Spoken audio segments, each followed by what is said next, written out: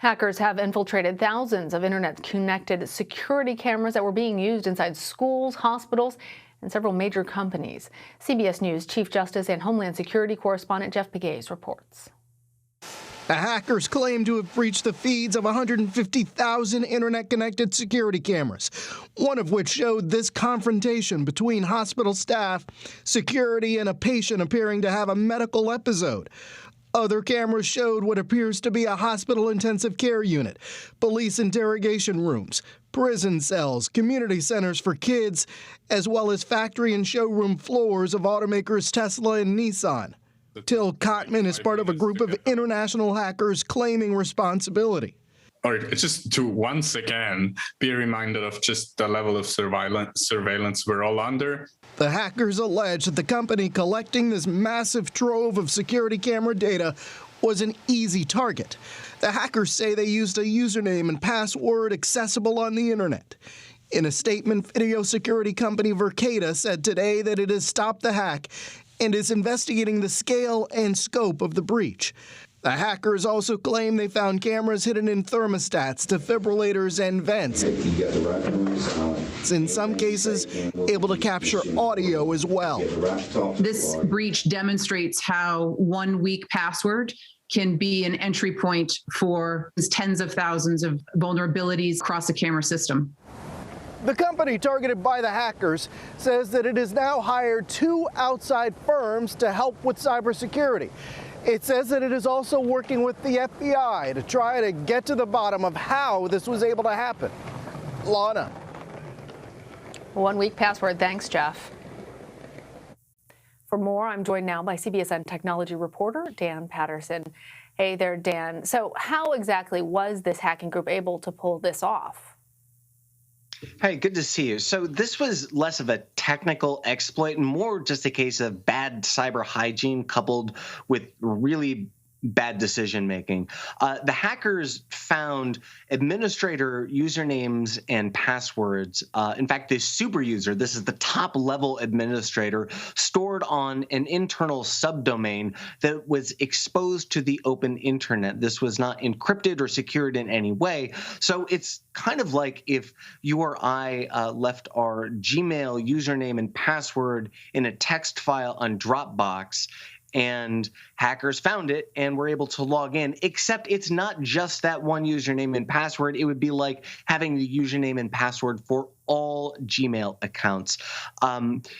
This was a pretty big lapse in not just behavioral and best practices, but in fact, security and protocols that almost every other company uses to secure usernames and passwords.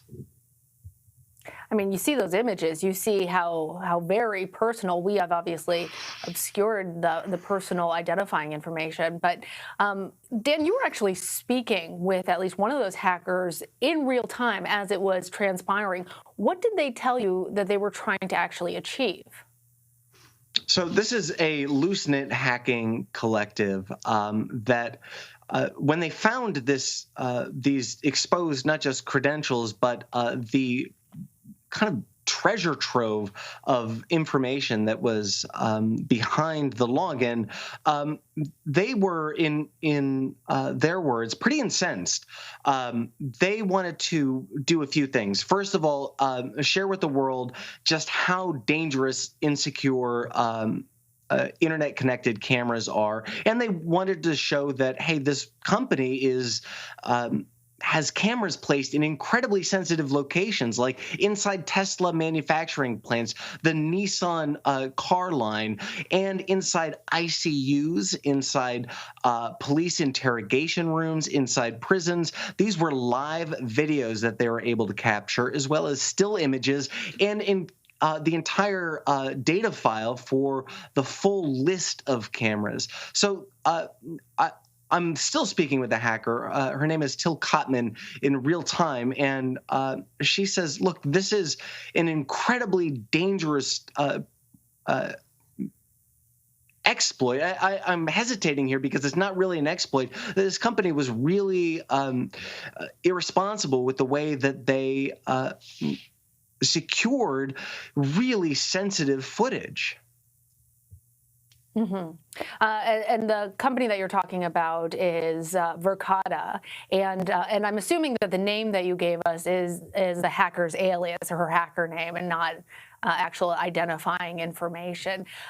Do we know how much more do we know about the people? Oh.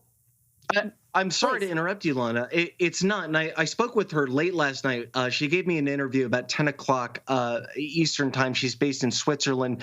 And this is a really important part of the story, Lana. She identifies as trans, and she has felt persecuted her entire life. And when I asked her, hey, look, what about the consequences of this? Aren't you afraid of showing me your face and telling me your name? Look, when you say this on the record, this means that we're going to report your name on the record. And it has been in our stories. It has not just been in our stories. It's fairly wide reported. And what she told me was kind of heartbreaking. She said, look, I was persecuted and attacked long before I did this attack. You know, what are they going to do? Harm me any worse than I've already been harmed? It was a fairly heartbreaking story because she felt as though the consequences of revealing this information and her name, she wanted her name attached to this because it would give it credibility, that the consequences of that were not as severe as the consequences she's already suffered. Now, do we know anything more about the possibility of consequences that she might face for being involved in this hack? And can you tell us, Dan, Verkada says that they have, as we heard in Jeff's piece, stopped the hack. But could their company also face any repercussions for allowing the vulnerabilities that allowed hackers to permeate its system? Well, we don't really know the consequences yet that she might face. But look, Verkada could face some pretty serious consequences. These weren't personal home security cameras. You know, I know that having, say, your baby monitor or a home security camera hacked is really creepy. That's a really big deal. But the stakes on this, look, these are public companies that are worth billions of dollars, and these are people inside ICUs. These are videos of people having traumatic health events. Some of the footage indicates that these were hidden cameras inside police interrogation rooms. So, you know, the consequences that Verkada could face could be pretty significant. We don't know what they are right now, but these cameras were placed in highly sensitive locations, and that information, that data, was not well secured at all. All right, Dan, thank you. Good to see you.